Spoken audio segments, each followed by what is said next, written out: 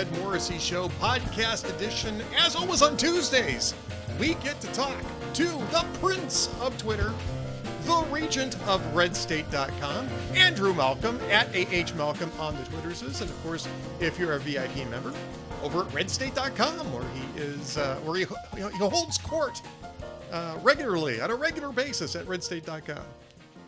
Yeah, Regent's Court. Regent's Court. Sounds like a really bad condo association, right? Regent's Court. Yeah, well, that's what it is if you're behind in your dues. Otherwise, it's King's Court. But if you're behind on your HOA, it's Regent's Court. All right. But you're a prince, so we don't have to worry about that with you, Andrew. That's fine. Right.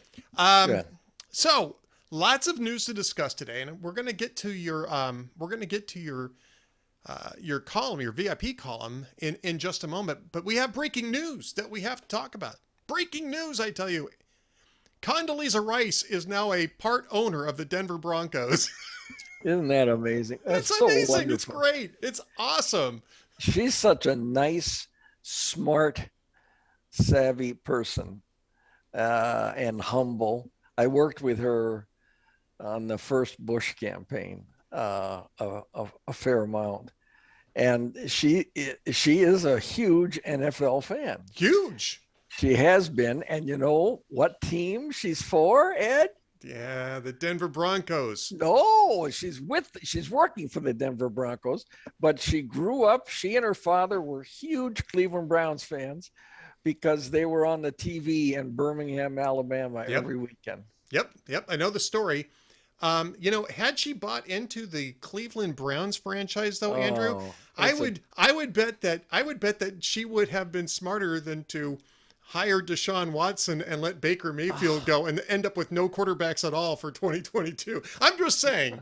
Yeah, you're just saying. Well, no, actually, there's Jacoby Brissett, Ed. Jacoby Brissett. Well, I didn't know that. Yeah, who's thrown like 22 passes. I think so. Yeah. Yeah. I know that guy, and I'm sad to say that the Browns owner, Jimmy Haslam, is from Tennessee. He's the guy that owns the Pilot gas station chain, truck stops. Yep.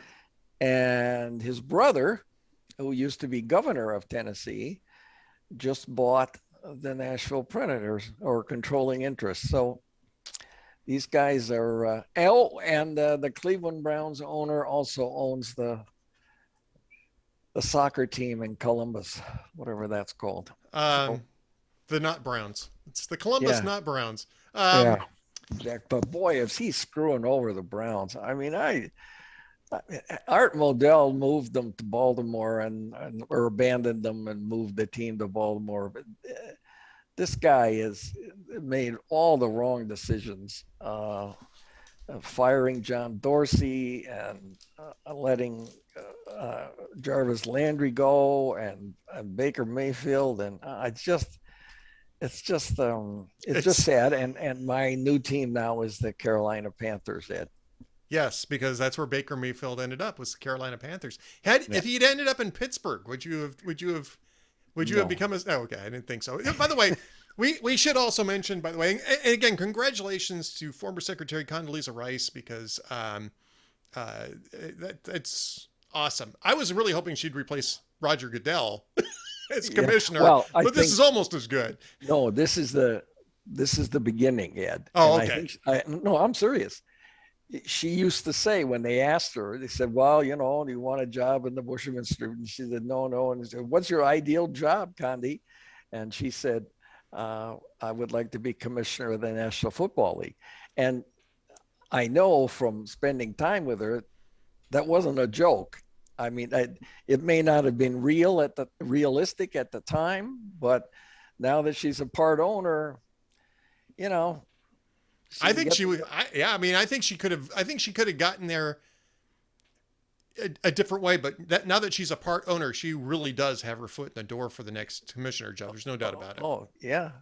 She's once she gets to know and schmooze the other owners, and she's just a genuinely nice person who's also very, very smart, extraordinarily and very smart. savvy. and very savvy, politically savvy, but also savvy in terms of personal relationships, and her story is wonderful. I mean, she heard when the church blew up, when those little black girls were killed in Birmingham. Right. And, could have been her.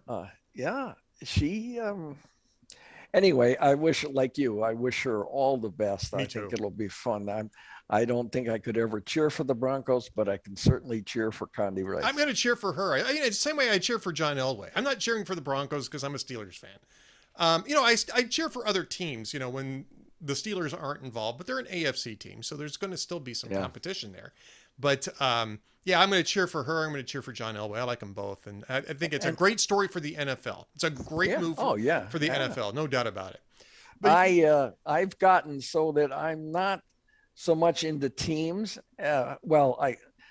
For like full-time fan for teams, but I like to watch. Like I love to watch Patrick Mahomes, and I love to watch Tom Brady. I love watching Drew Brees. Those guys, Joe Montana, those guys are surgeons with the ball. And it's just so beautiful to see how Drew Brees, he'd be going out under pressure, guys hanging on his shirt. He's looking off the defensive back and then throwing it to an open guy in the end zone. It's just so smooth and sad. I suppose Aaron Rodgers is the same, but that's the Packers. Yeah, that's Packers. Yeah, and I do have to mention that there's a new development in Steelerland too. They've renamed the stadium. Heinz Ketchup has given up, or Heinz Varieties, whatever it's called. Heinz Company has given up its naming rights to the stadium. They could. The Steelers apparently wanted to keep extending it, but they didn't want to spend the money on it. It is now going to be known as Acrisure Stadium. What? What is it? It's some sort of insurance company. Acrisure. Oh, yeah, Stadium. they're the ones with the money. Yeah. Yeah. Now, Staples, the naming rights got sold to some cyber company. Anyway, yes. Staples, and a porn site came in and offered more money now to buy it back, to buy the name rights. I just think they probably won't, but I just think that's so funny all these stupid names of these insurance companies that, Risk Assured Stadium. It's silly. Yeah, it's really dumb. I hate naming rights. I get why it is. It's free market. It's fine. But I wasn't even really crazy about Heinz Field, but at least it was easy to say. Acrisure Stadium. I like Three Rivers Stadium, right? I mean, oh yeah, that's right. What was that before Heinz, or was it was the old stadium. That was the multi-use stadium. The Pirates used to play there, and and now each of them have their own stadiums. And I've been to what was formerly known as Heinz Field, and it's nice. It's a nice stadium. It's a great football stadium. But that was when I saw them. I saw the Steelers get clobbered by the San Diego Chargers. The one time I've been to a game there, I had my head painted up and everything. It was really sad. I remember that. Head painting. The head painting. Remember the head painting? I was at July 4th near this, I don't know what it was called then. I guess it would have been Three Rivers. Well, I don't know. I was near whatever stadium it was in 1981. Yeah, that would be Three Rivers. It was Three Rivers Stadium, yeah. And was it the same place? Because it was right by the river. The new stadium is across from where the old stadium used to be. It's right across the river. What? One of the rivers. Oh, okay. One of the rivers. So anyway, the Pittsburgh Symphony played the 1812 Overture. And we were lying on blankets, me and my family, and they had the National Guard with its 105 howitzers with blank shells. So when the 1812 Overture came, they set them off. That was awesome to have real cannons. That would definitely put an exclamation point on that. Did you see our friend John Ondrasik was in Kyiv over the weekend? Oh no. Yeah, he did a it's a benefit well, not a benefit. It wasn't a full concert, but they recorded him playing with the Ukrainian National Orchestra in the airfield in front of that destroyed Russian Antonov plane. was Yeah, it the AN-22? I think it is, the one that was the yeah, largest airplane in the world until the Russians bombed it yeah. and destroyed it. So yeah, he has that song "Can One Man Save the World," which is about Volodymyr Zelensky and the Ukrainians, fighting off the Russians. So he went to Kyiv over the weekend, and he recorded the song with the Ukrainian orchestra in front of that airplane, in front of that destroyed airplane. It's really Oh, moving. what a sight. Yeah. Oh, it was amazing. This is the strangest war where those things go on and at the same time as there's a war. Yeah. I realize there's not fighting everywhere all the time, but Well, it, kind of, because they're still firing missiles at Kyiv from time Kyiv, to yeah. time, and Mykolaiv Yeah.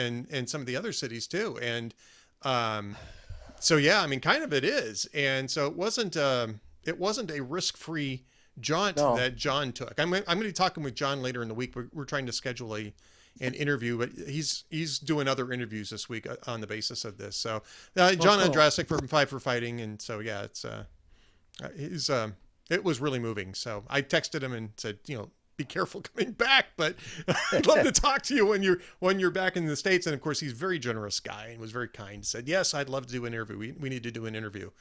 And so we're negotiating a time that's coming up, but probably That's cool. hopefully on Thursday's show. Maybe it might be more like next week's show. But all right, so I want to get to your column here because I want to make sure we get a chance to cover it, and it's dovetailing with a lot of other things that's coming up. And this is the VIP column over at redstate.com, went up yesterday, which was Sunday.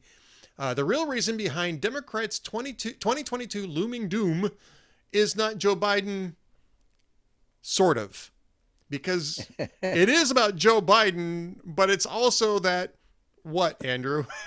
Well, the Democrats are in deep doo-doo, and it goes back 12 years to Barack Obama, who put them in the deep doo-doo. In the 2010 midterm, we're coming up on Biden's first midterm. In Obama's first midterm in 2010, remember, he'd passed Obamacare with not a single Republican vote.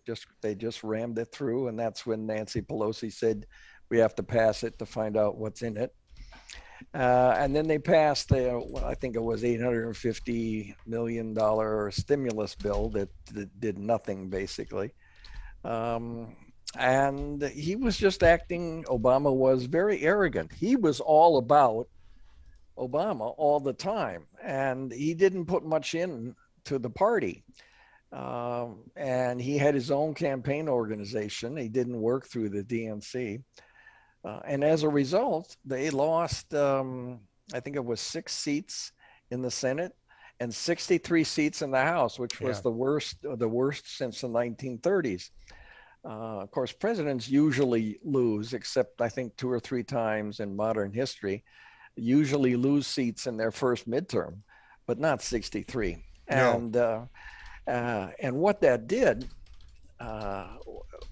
was it ruined a whole lot of, it turned the House over to the Republicans. But on the state level, and the media doesn't pay much attention to this because it's bad news, on the state level, Obama's first midterm resulted in almost 1,000 Democrats losing on state races.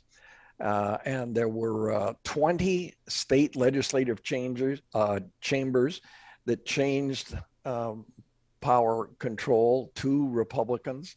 A number of governors, at one point, 34 of the 50 governors were Republicans. Well, that's one thing, and it's usually transitory.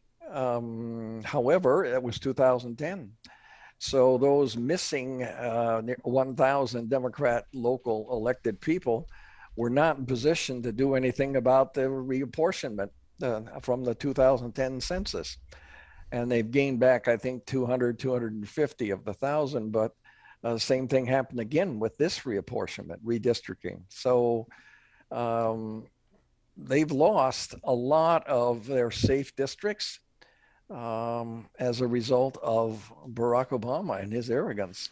He got involved in only one House election, He found time in 416 weeks as president to be at 416 fundraisers, but he didn't find time to do much for Democrats who were running.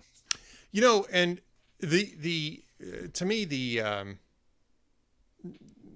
I think really what the key here is that what you're seeing is a Democratic confidence collapse in Biden and again, to your point, with nobody on the bench and with no real structure either. So I'm going to get to that in just a minute, but more to your point about the 2010, 2012 cycles, 2014 cycle, when Republicans managed to take the Senate away, as well as expand their footprint in the House to, I think it was the largest footprint that they'd had since the Depression, or since before the Depression, was in after the 2014 election. The key here is the key to that is that Republicans actually have, what is it, 212 seats? So they're not starting off at 188 like they did in 2010. So they don't need to get 63 seats in order to have a really big election day. I mean, what they need to do is they need to take, back the seats that they lost in 2018 and add a few more, because I think that the cycle's at least that good. Now, Politico has a story out today that says that Republicans are now starting to spend in districts where Democrats have been winning by double digits, because they see Biden's numbers being so bad they're dragging Democrats down in those districts, and Democrats are worried about those districts now. Yeah, and they should be. I mean, that runs a risk on the other side, right? If you win a bunch of D+12 districts, let's just say, you win a bunch of D+12 districts in this cycle because Biden's president, you're likely not to hold them down the road, right, unless you really have a realigning election, which is certainly possible. But really, honestly, you're probably not going to hold those districts, but you'll probably hold a whole bunch of the others. But in the last 2 years of a Biden term, you will be able to block anything you want. Yes, you will be able to stop a lot of nonsense from coming down the pike with numbers like that. I mean, if Republicans get to 250, 260, Biden is a lame duck president. Doesn't matter what's going on in the Senate. But here's the other point, and I make this point in a post later on Monday. As you and I are talking, it's not up yet, but I've already written the post, which is that if you're converting D+11 to D+12 districts, even if your polling numbers aren't looking great in some of those marginal Senate races, like in Wisconsin, in Pennsylvania, in Georgia, you're likely going to win those because you're flipping so many of those votes in those districts that you're going to have sort of a coattail effect on the Senate races in those states. And I think that maybe if we're seeing Democrats play defense in D+ double digit districts, and Republicans are spending real money on offense in those districts, I think you're looking at a turnout model that is going to be something significantly different than what we saw in 2010. I mean, a much bigger red wave. And it doesn't seem like, according to the polls, abortion is going to be the Democratic turnout valve that they want it to be. Now, we have to guard against overconfidence. I was working at the Republican National Committee in 1998 when everyone there was sure that things were going to go well, and they didn't. They thought they was going to go well because Clinton and Monica was the hot issue at the time. But they overreached. So a good lesson there that I hope is remembered, even though it's 24 years ago. Well, I mean, it wasn't even 24 years ago. I mean, they could have won the Senate in 2010, but they ran some bad candidates, right? And it was the whole Tea Party thing, and they ran some bad candidates, and the margin just simply wasn't large enough. But this is different, and I'll tell you why. Okay. You're putting your finger on it in your post here, in your column, your VIP column at redstate.com. And the difference is Joe Biden. In 2010, Barack Obama was marginally unpopular. His agenda was unpopular. his job approval was marginally negative, but his personal favorability ratings were still largely positive. Yeah. In fact, they were positive really up until about the year after his reelection in 2013. And even then, I mean, it inverted, but it was really narrow, right? He's basically tied on favorability until he got to the last year of his term in office. Then he became really favorable all over again, right? It just, took his victory lap. And sometimes that happens with presidents. They become a lot more popular at the very end of their second term. And that's not the case with Joe Biden. I mean, his job approval ratings are in the low 30s now. In some polls, Civics, he briefly tipped over to 29% until coming back the next day. It's a tracking poll. So the next day he was back up to 30. But I mean, you take a look at his the negative gap on his job approval in Real Clear Politics is 20 plus points now. And his favorability numbers aren't much better. He's in the 30s on favorability.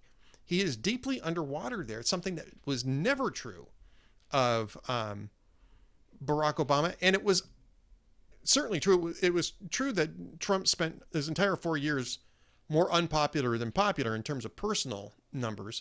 But it wasn't this bad either. I mean, maybe it got this bad right, around January 6th and shortly thereafter.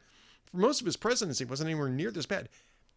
This president is not just, being rejected in terms of performance. People don't like him and strongly don't like him. And that is very different than in 2010. And I think it's going to I think that's really the key to seeing what the amplitude of this red wave is going to be. People are viscerally reacting to Joe Biden and not in the way that he thinks that they are. That's right. That's right. Very negative. And his son isn't helping him. No. I mean, what a scumbag. Jeez, oh, Pete. And more stuff coming out. I was with friends over the weekend and we were talking a little bit about that. And although people don't talk so much about politics anymore, even with friends, and someone said, well, wait, who was his father? Who was doing the parenting? Yeah. And I guess Beau, the late Beau Biden was the favorite, and to get attention or whatever, Hunter was getting in trouble and has been ever since. I actually think that this is a mental health issue. Yeah. I mean, some of this stuff is just, it looks like some sort of, mania almost, he describing himself in God, godlike terms, describing his father in godlike terms. The addictions are part of that. But there's something clearly wrong, illness wise with Hunter Biden. So there's not much you can do about that if you're Joe Biden, but because he's an adult and, unless he's willing to. Well, not now, no, but. Right. Yeah. Something's very wrong with Hunter Biden. Yeah. It's, Joe doesn't seem to be the least bit embarrassed. In fact, I had a post, Red State a while back, was not a VIP, but questioning why would the two of them in their emails came out of Hunter's laptop, why would they use code names for each other? I mean, yeah. If you're talking with your father, do you use a code? I don't know. Yeah. It's just, you're right. It's strange and inexplicable, but not in a positive way. No. And I think it probably is contributing a little bit, but mostly it's Joe Biden swearing he wasn't going to leave Afghanistan until the Americans got out and then abandoning them there. Yeah. Refusing to take any responsibility for inflation, mischaracterizing it for months on end, saying it wasn't actually inflation, saying it was growth, saying it was transitory, saying it was corporate greed, saying it's Putin's fault. Yesterday on Sunday, it's, Republican obstructionism's fault. And I mean, it's just absurd. This guy doesn't take responsibility for anything. And Americans figure that out. They do. In the end, they don't figure it out at the moment, but in the end, it accumulates, and they do figure it out. who's decent, who's not, and who to like and who not to like. And you can tell on Twitter, the Biden folks are very quiet. There's Well, very few people. yeah, there's not a whole lot of defenders out there in social media anymore. In fact, No. the progressives that normally would handle that duty are organizing to push him out. And this is the last topic we'll get to. Amazing. Right now, there's a progressive grassroots group called rootsaction.org. Rootsaction.org. And they campaigned for Joe Biden in 2020. They campaigned to get progressives to rally behind Joe Biden. Well, they're campaigning again, but according to Politico, it's a left-wing group that worked in 2020 to persuade progressives to support President Joe Biden is now preparing to turn on him. They plan to launch a public pressure campaign to block his renomination in 2024. Says it plans to spend six figures on a hashtag Don't Run Joe campaign with digital ads starting in early nominating states on November 9, one day after the midterm elections. Yeah. Buyer's remorse.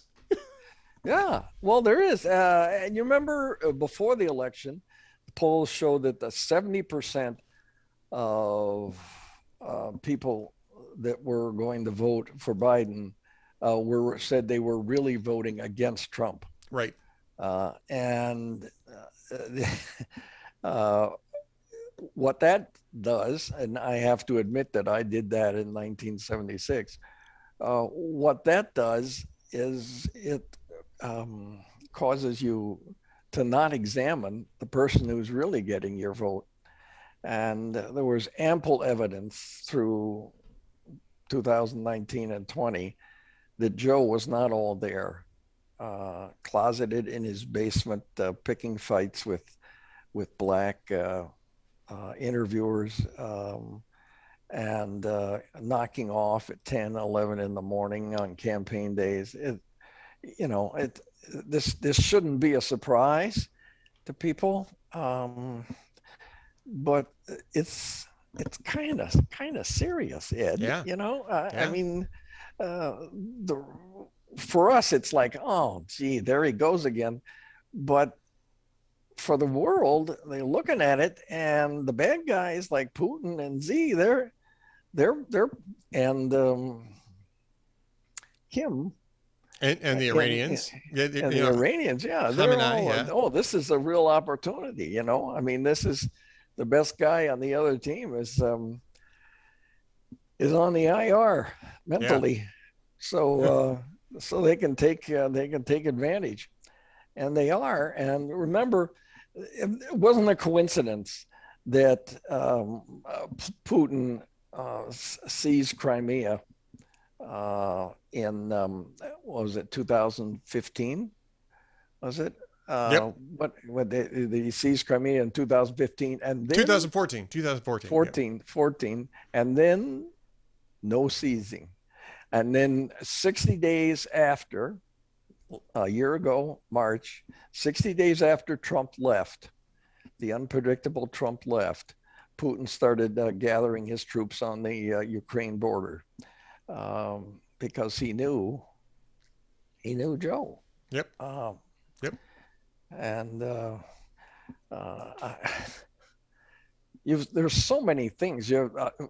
Karen and some of your other writers there have outlined it, and over at Red State, Nick has been doing a lot of stuff about the strange things that go on. There was an apparent argument with Jill in public. He's reading his instructions on the teleprompter. He's reading them as part of his speech. That was odd, wasn't it? It's strange. And then the White House editing the transcript. Now, this is an official government transcript that's going to go to the National Archives, but they're editing it to have him say what he didn't say, to cover up the fact that he was reading the teleprompter line that says, repeat that line.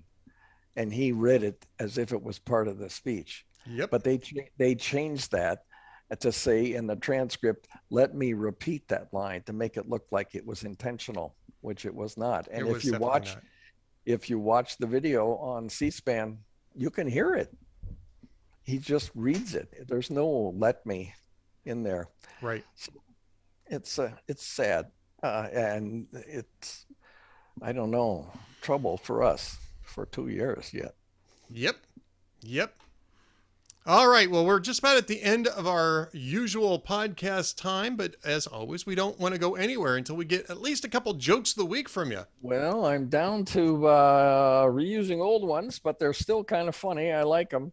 Saturday Night Live replay. It says Giants pitcher Tim Hudson became the oldest World Series Game 7 starter ever at the age of 39. He was pulled in the second inning at the age of 41. Let's see. Fallon replay says Facebook closed 6 million US accounts last year. 5 million were Russian agents. The other million were people who keep posting, I'm so ready for the weekend. I like that one. I like that one.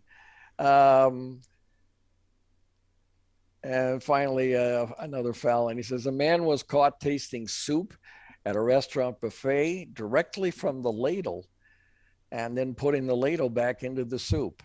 Eventually, a manager escorted Bernie Sanders back to his campaign bus.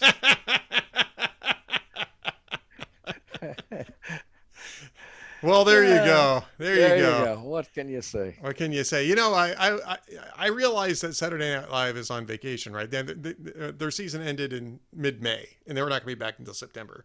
So, they're not on in the summertime like most television series. However, what do you think the odds are that Saturday Night Live, as a cold open, would have invited Will Ferrell to come on and do an impersonation of Joe Biden as Ron Burgundy? Reading the because in Anchorman, oh yeah, they can't put any of the instructions on there because they say if you put it up there, he's going to read it aloud, and he does. At one point read the teleprompter instructions aloud. I suspect that the chances of that happening, if Saturday Night Live was even on, was live, last week, would have been slim to none anyway. Yeah, absolutely. But it's so funny. I mean, that when that comparison was made, when he read those lines, and then you remember what Burgundy said on the lines, and the people in the control room, don't put it on. He'll say whatever's on the prompter. Yeah. President Ron Burgundy. Goes, you suck.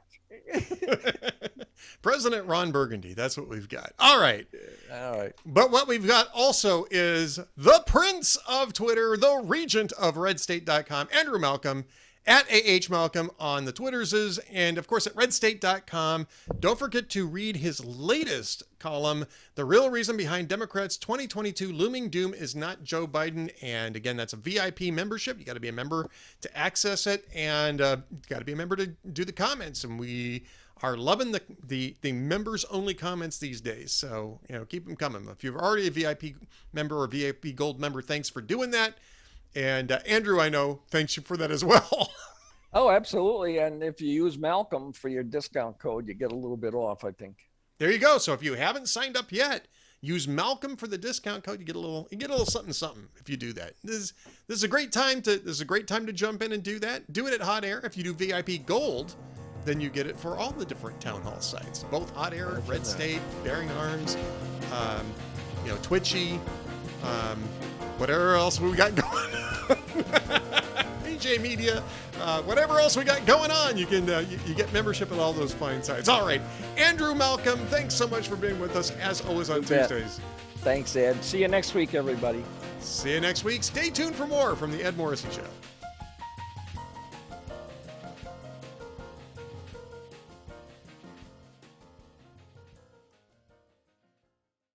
This is Ed Morrissey of HotAir.com for Town Hall. After fumbling for 2 weeks on the Supreme Court decision overturning Roe v. Wade, Joe Biden and his fellow Democrats have settled on their midterm message. That message is that they want women to turn out in droves to support their position that the federal government should make abortion accessible at all stages of pregnancy. President Biden said as much, and I quote, "I don't think the court, or for that matter, Republicans, have a clue about the power of American women, but they're about to find out," end quote. According to a survey conducted by Harvard and Harris Polling after the Dobbs decision, though, Biden and Democrats don't have a clue about women or abortion. Far from supporting their extremist position, 75% of all women oppose abortion after 15 weeks, and so do 60% of Democrats. In fact, not a single voting demographic supports the Biden-Schumer-Pelosi proposal that would end all restrictions on abortion. When it comes to understanding women and abortion, it's Biden who needs a clue. I'm Ed Morrissey.